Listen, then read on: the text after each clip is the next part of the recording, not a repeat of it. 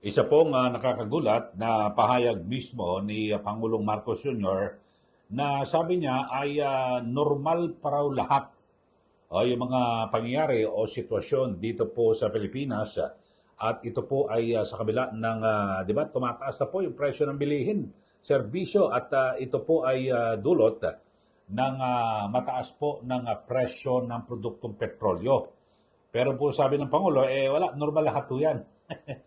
At ang pinakamatindi ho ay pinigilan po yung kakarampot na pagtaas sa singil sa pasahe sa jeepney na naunang ibinigay po ng LTFRB DOTR. So, yun ho, hindi raw ho ito panahon. Hindi pa raw panahon para magtaas po ng pamasahe. Biruin nyo, yung piso na ho yan, kakarampot lang ho ito mga kababayan, di po ba? Dahil sa bago pa ho pumutok itong giyera diyan po sa Iran at sa pagitan po ng US at ng Israel, ay hinihingi na po nila yan yung 1 peso fair increase. At dahil sa, di ba, linggo-linggo ay tumataas po yung presyo ng produktong petrolyo. Noong nakaraang taon pa, no, last quarter, tapos dire-diretso. So, hinihingi nila piso. Pagkatapos niyan ay nung tumaas po itong presyo po ng produktong petrolyo, na ngayon ay lumalaro na po sa 100 at hanggang 120 pesos kada litro ng gasolina at diesel, nagtaas ng piso pero maraming nagalit ang mga transport groups parang limos at ginagawa po nilang timawa. Ito hong ating mga tsuper. Pero sabi po ni Pangulong Marcos Jr., wala po hindi pa raw ho panahon at dapat na ipagpaliban yung anumang pagtataas sa pamasahe sa gitna po ng patuloy na pagtaas ng presyo ng langis dulot ng tensyon diyan po sa Middle East.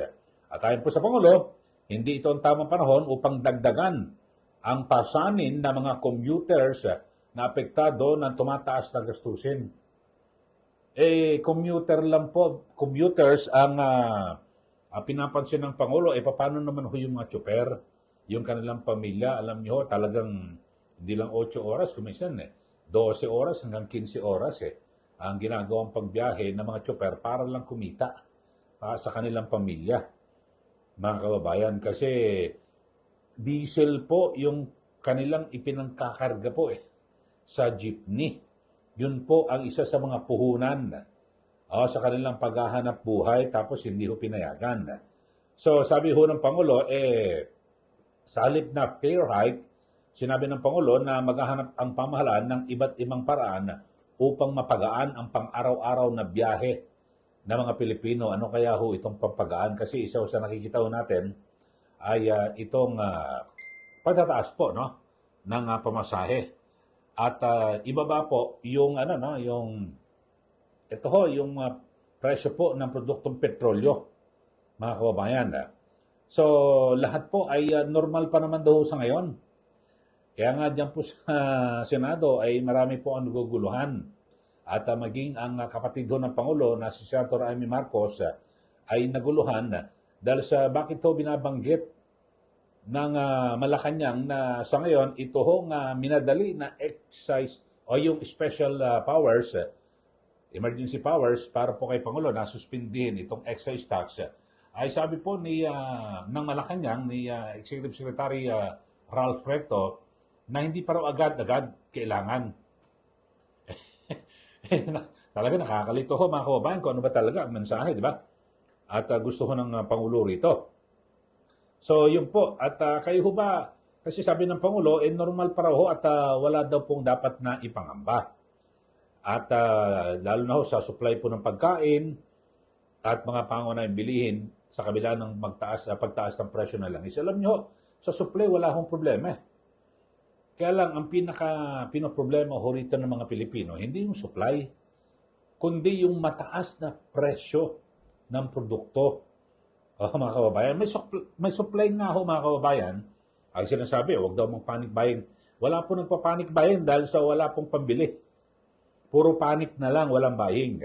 Kaya malabo ho na magkaroon po ng panic buying ang publiko, siguro meron pong hoarding sa iba ho. At sa aking pananaw ho rito mga kababayan, maaaring ito po ay normal Normal po sa mga politiko, sa mga opisyal ng gobyerno, sa mga mayayaman ho, na mga negosyante. Normal po ito, baliwala ho yan, kahit na umabot pa ng 200 pesos kada litro yung gasolina at diesel wala pong problema sa kanila, sa mga mayayaman na ito. So, yun po, ang binabanggit ho natin ay talagang nakapagtataka lang po, no? Bakit naging ito ho ang desisyon ng Pangulo na kung saan ay pagsamantala ay ito ay ipagpaliban ito hong pagtataas po ng piso lang po sa minimum na pasahe sa jeepney. Kasi 13 pesos po ngayon, di ba? Magiging 14 pesos. Sabi nga po nila ay madadagdag dahil sa 1 peso fare increase ay madadagdagan daw po ng at least 100 o 200 pesos sa kanilang kita. Pero ipambabayad mo rin ito mababaliwala ko, di ba? Yung ipinambabayad din po sa sa gasolina. So baliwala po 'yan, mga kababayan. Talagang napakatindi, di po ba? So yun lang ho ang binabanggit ho at sa tingin ko hindi po normal Siguro sa Pangulo at sa iba pang opisyal ng gobyerno, normal ho kasi di ho sila nagugutom. Sila po ay patuloy na nakakakain sa anumang oras na gusto nilang kumain. Samantalang iba ho nating kababayan na talaga namang, hindi po ba, pumunta ka sa palengke. Alam niyo ho, ito yung realidad. Sana ho ay yung mga opisyal ng gobyerno ay subukan niyo po na kayo po ay magtungo sa palengke at kayo ho ay mamili. Yung pagpunta ho niya sa palengke, wala kayong security. Wala hong mga mag-a-advance na pupunta ron para i-clear ko at 'di ba, ayusin ng security. Hindi po yung gano'n kasi malalaman ako may darating dito na opisyal ng gobyerno. So babaguhin po yung nakalagay kung magkano ang presyo. Halimbawa sa bigas, ako darating pala ang Agriculture Secretary. So ang gawin natin na ito yung presyo natin mababa. Tapos pag alis ho ng mga yan, balik ko sa dating gawi. Tapos pag tinanong ho ng mga mamimili, bakit ganyan ang mahal ng binebenta niyong bigas? O kung ano man yung mga produkto. Ang sabihin, ganyan ang presyo ng kuha namin sa supplier Ano magagawa namin? Pero sa totoo lang ho, marami ho ng mga kababayan natin, ng mga manininda, na talaga naman ho, papatong lang ho sila ng kaunti para kumita. Alam mo merong supplier, nagdala po ng bigas, o kung ano mga produkto, gulay, isda, kung ano man, magpapatong lang po yan ng kaunti. Di ba? Kasi alam nyo, matindi ang kompetisyon sa palengke. At talagang hindi po pwede na may isa talagang magtaas at malaki ang kanyang kikitain. Hindi po Kasi mabigat po ang labanan doon. Lumamang ka lang ng konti ng piso, iwanan ka sa iba kukuha di po ba? Kasi ganun talaga yung mga kababayan natin, mga mamimili. Kahit ako, namimili ako mga kababayan sa palengke. Talagang hindi mo na agad ako bibili. Tatanong mo na kung magkano ang kilo. Kumisa naman, may mga nakadisplay na, silipin ko, magkano kilo, dito, magkano kilo. Alos pare-pareso Pag tinignan nyo, nagkakatalunan lang ho sa quality. Sabihin ako, ito mas malaki ito. Mas sariwa ito. Yun na lang ho, talaga makakapamili yung ating mga mamimili. Pero dito ho sa binabanggit na yung mga basic goods, siguro tingnan nyo ho. Tingnan nyo ho mga kababayan. Siguro sa mga supermarket, nakilala.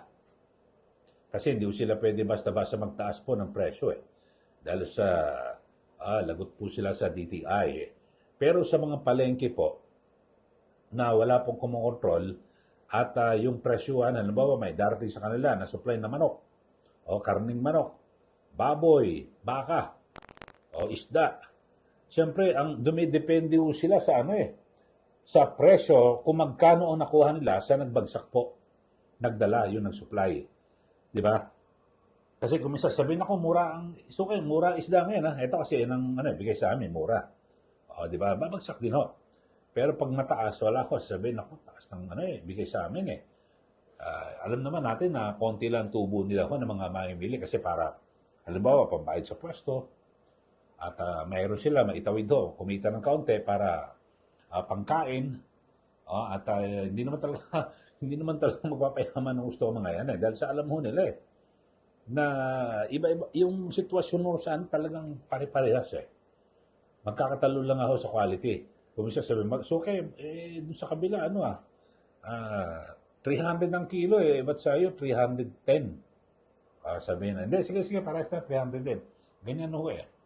Ganyan po ang sitwasyon sa palengke, mga kababayan. At kung kaya't, yun pong binabanggit natin na kung saan talagang hindi po normal ang kasalukuyang sitwasyon dito po sa ating bansa. Nataliwas po ito sa binabanggit po ng Pangulo. Sana nga po ay magpadala po ang Pangulo sa mga palengke. At para yung magsagawa po ng supresang inspeksyon. Di po ba? Para maging ano naman, di ba? Para makita ho nila yung tunay na sitwasyon doon at para i-report nila sa Pangulo, nako, boss, ito tumaas. Para kung sino yung kinauukulang head ng bawat agency o departamento, ba, DTI, di matingnan ho, mga kababayan, di po ba? So, ngayon, ano na mangyayari ho rito? So, kasi lalo na ho sa yung mga jeep, bus at TNBS, wala ho hindi kayo patupad ng fare increase. Alam nyo ho dito sa fare increase na ito, kahapon lang ho ito, dinesisyonan ng LTFRB, DOTR, pero isang bago magdesisyon, may mga napaulat na na nagtaas na po ng pamasahe. Tapos, pag sinita ho ng mga pasahero, yung driver, naku, bakit nagtaas ka ng pamasahe? Wala, taas na ng gasolina mamamatay na kami sa gutom. So, yung ganun, ano na lang sila. Parang sila na ho nagtatalo-talo, mga kababayan. At ang masaklap ko rito, parang ang gobyerno ay, di ba, dapat kontrolado.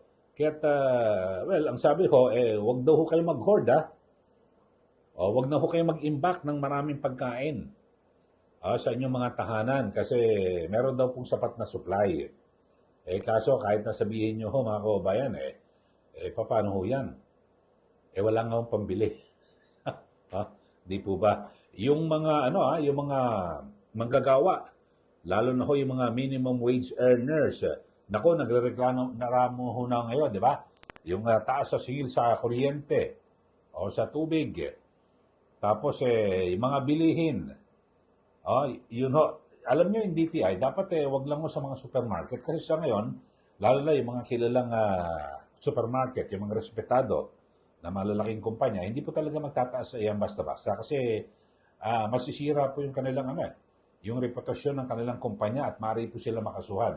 Ang labanan ho rito sa mga palengke at mga hindi kilala na mga grocery o supermarket, dun ho ang labanan, mga kababayan At lalo sa palengke, dun po buibili po yung masang Pilipino so ito po dapat ang inaalagaan, di po ba, na binabantayan ng ating gobyerno, na kababayan. So, yun po ang pinakamasaklap.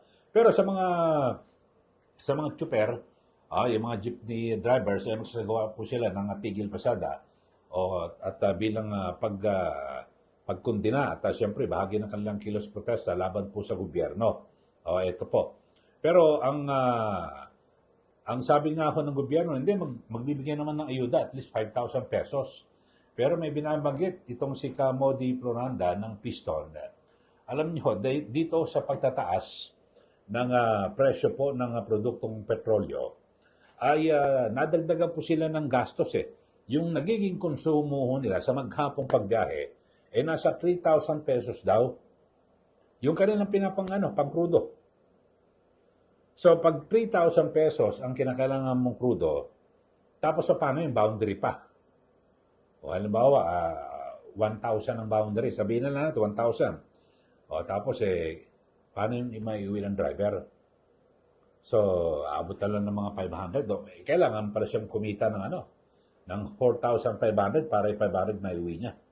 So, talagang masaklap po, di po ba? At yung kalagayan ng ating mga tsuper. Alam niyo, marami akong nakausap mismo na yung mga commuters, payag naman sila mag-fare increase kahit piso o 2 piso. Gawin mo ng 15 pesos, ano ba naman yun? Nakatulong. Alam nyo, malaking yung 2 pesos na ibinigay mo sa driver, naku, malaking tulong mo sa kanila at sa kanilang pamilya. Dahil sa, siyempre, yung katawan ho nila ang rito, kapital eh. Yung lakas po ng katawan, di ba, maghapon, na biyahe, alam niyo, sa mga jeepney, napakainit ho dyan, ha? Grabe ho dyan, na talagang parang niluluto yung puwet mo, yung katawan mo eh. Di ba? So, matinding sakripisyo. Di po ba? Yung usok na nalanghap mo yung polusyon, so napakatindi ho mga kababayan, di po ba? At may mga nakakausap na tayo ng mga community, hindi, okay lang kung 2 pesos eh. Kaya yung magbibigay ka ng 15 pesos, wala ka ng sukle. So 15 pesos, buo-buo na. Yun ho, mga kababayan. Sana ho, pinayagan, kaso wala ho eh. Pati yung sa bus at TNBS, so lahat to. Yung sa TNBS din ho, mga kababayan, hirap na hirap po eh. Na talagang makabiyahe siyempre, sa dami ho ng kompetensya.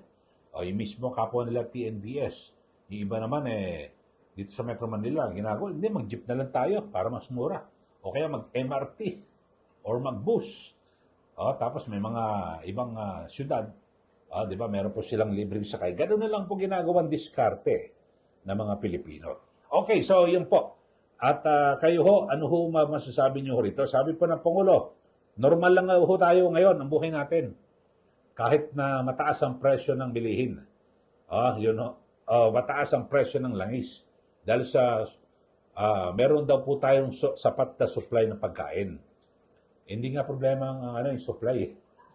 Yung problema yung pambili. Yun po ang problema, Mr. President. At magbibigay kayo ng ayuda sa mga tricycle drivers, sa mga bus at jeepney drivers, TNBS. Paano naman po yung yung middle class at working class?